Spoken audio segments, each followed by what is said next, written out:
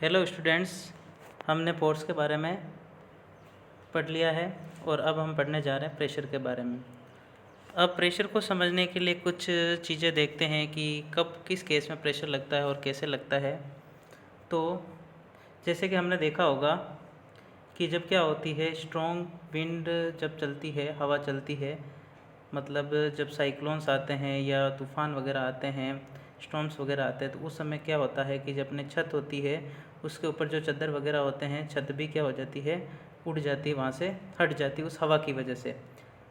तो ये किसकी वजह से हो रहा है? एक प्रकार का प्रेशर लगता है, किसी पर्टिकुलर एरिया पर प्रेशर लगता है, फोर्स लगता है, उसकी वजह से क्या हो रहा है, ये सब कुछ होता है।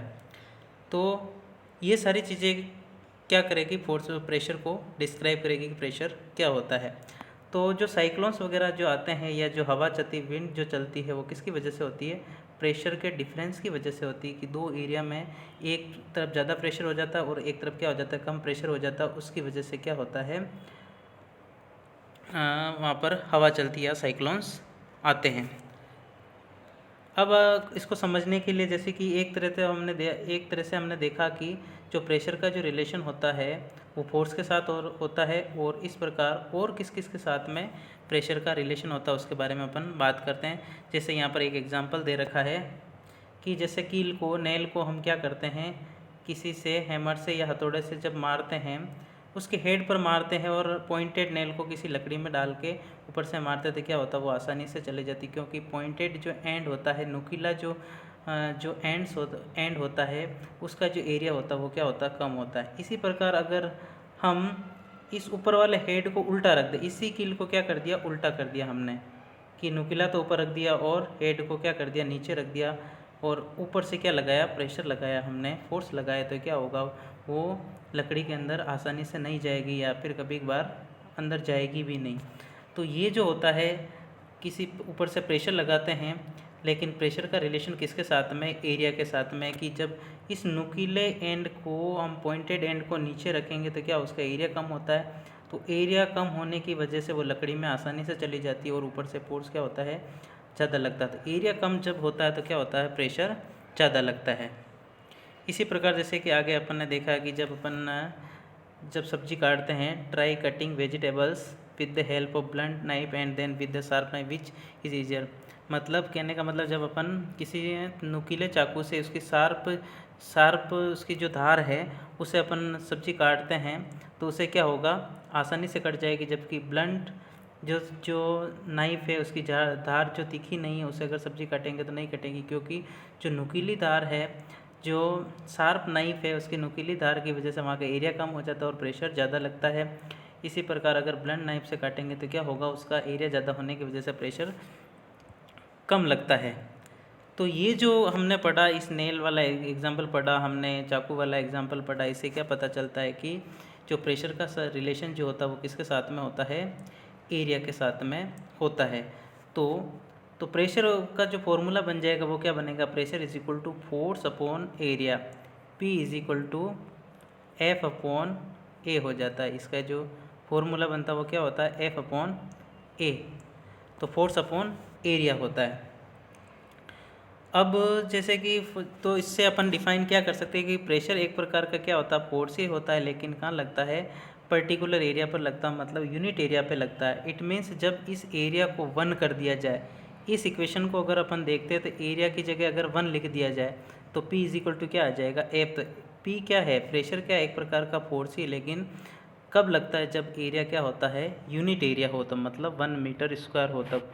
तो प्रेशर की डेफिनेशन क्या हो जाएगी कि प्रेशर क्या होता है, the force acting on a unit area of the surface is called pressure. Pressure एक प्रकार का फोर्स होता है जो किसी यूनिट एरिया पर लगता है, किसी सरफेस पर, मतलब किसी जगह पर पर्टिकुलर एरिया या यूनिट एरिया, इट मीन्स वहाँ पर एरिया क्या होगा, 1 मीटर स्क्वायर होगा, तब फोर्स को ही क्या बोलेंगे, प्रेशर बोलते हैं। तो प्रेशर क्या हो गया, force acting on a unit area of a surface is called pressure. और इसका जो फॉर्मूला होता है वो क्या हो जाएगा, इसका जो फॉर्मूला है वो है pressure is equal to force upon area, P is equal to F upon ए।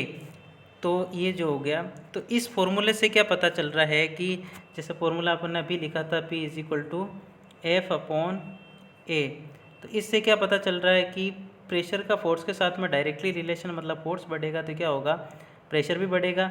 लेकिन एरिया को बढ़ाएंगे तो प्रेशर कम होगा, और एरिया को कम करेंगे तो प्रेशर ज़्यादा लगता है। जैसे अपन ने कील वाला एग्जांपल देखा था कि जब पॉइंटेड एंड को हम लकड़ी में डालते तो वहाँ का एरिया कम हो जाता है, तो फोर्स ज़्यादा लगता है, प्रेशर ज़्यादा लगता है। और जब नाइफ की बात करें तो ब्लंट नाइफ ले लेते हैं हम, जो नुकीला चाकू नहीं है, उसकी धार जो नुकीली नहीं है, तो उसका एरिया बढ़ जाता है, तो प्रेशर क्या होगा, कम लगेगा। इसलिए सब्जी आसानी से नहीं कटती है ब्लंट नाइफ से। और इसी तरह से शार्प नाइफ का एरिया कम हो जाता है तो प्रेशर ज़्यादा लगता है। इसी को समझने के लिए एक एग्जांपल और देते हैं। जैसे ये डायग्राम में एक कुल्ली दिख रहा है जो सिर पर कुछ वज़न लेके जा रहा है, कुछ बोझा लेके जा रहा है। तो वो क्या करता है, उस वज़न को रखने से पहले सिर पर क्या करता है, कपड़े को लगाता है, कपड़े का एक शेप बना के, गोल शेप बना के वो सिर पर रखता है। तो उससे क्या होता है, उसका एरिया बढ़ जाता है। और एरिया बढ़ने पर क्या होता है, प्रेशर कम रहता है, उसको वज़न महसूस नहीं होता, उसको भार नहीं लगता, उसको वज़न महसूस नहीं होता है। तो ऊपर वाले जो एग्जांपल देखा था उसमें क्या था कि एरिया जो होता है वो कहाँ आता है, प्रेशर के एक्सप्रेशन में डिनोमिनेटर में आता है, नीचे आता है। मतलब P = F/A। तो एरिया जो आता है वो कहाँ आता है, डिनोमिनेटर में आता है, मतलब नीचे आता है। It means so the smaller the area larger the pressure on the surface of the surface force. मतलब कि जब एरिया कम होगा तो प्रेशर ज़्यादा लगेगा। तो the area of pointed end of the nail is much smaller than of its head. मतलब उसकी नेल की हेड की कंपैरिजन में जिसको पॉइंटेड एंड होता है उसका एरिया कम होता तो प्रेशर ज़्यादा लगेगा। The same force therefore produce a pressure sufficient to push the pointed end of the nail into the wooden planks. मतलब किसी लकड़ी के पोर्शन में डालने के लिए उसका जो पॉइंटेड एंड होता है उस पर सफिशिएंट फोर्स लग जाता है। कुछ एग्जांपल और दे रखे हैं यहाँ पर कि जो स्कूल बैग्स होते हैं, सोल्जर्स बैग होते हैं, तो उसके ऊपर क्या लगाया जाता है, अपने कंधों का जो बैग बनाते हैं उसकी जो स्ट्रैप्स होती है, उसकी जो पट्टियाँ होती है उसकी थोड़ी सी मोटी रखते हैं। रस्सी के बजाय वहाँ पर जो स्ट्रैप्स लगाते हैं अपने कंधे पर जो उसको वज़न लेने के, तो उसको क्या होता है, एरिया बढ़ा दिया जाता है। तो एरिया बढ़ने से क्या होगा, फोर्स कम लगेगा, तो अपने को बैग का वज़न कम लगेगा क्योंकि प्रेशर अपने ऊपर कम लग रहा है। तो ये था प्रेशर के बारे में कि प्रेशर क्या होता है, कि प्रेशर एक प्रकार का फोर्स ही होता है जो पर यूनिट एरिया पर लगता है, या यूनिट एरिया पर लगता है, मतलब एरिया वहाँ पर 1 मीटर स्क्वायर ले रखा है, या पर्टिकुलर एरिया पर लगने वाला फोर्स ही क्या कहलाता है, प्रेशर कहलाता है। अब ये तो अपन ने नॉर्मल सा प्रेशर देखा था। इसी प्रकार अपन देख सकते हैं कि लिक्विड और गैस भी क्या करती है, प्रेशर लगाती है। लिक्विड और गैस भी क्या करते हैं, प्रेशर लगाते हैं। तो उसको समझने के लिए आगे देखते हैं, कुछ एक्टिविटी देखते हैं किस प्रकार से लिक्विड लगाता है। लिक्विड का सबसे पहले लेते हैं।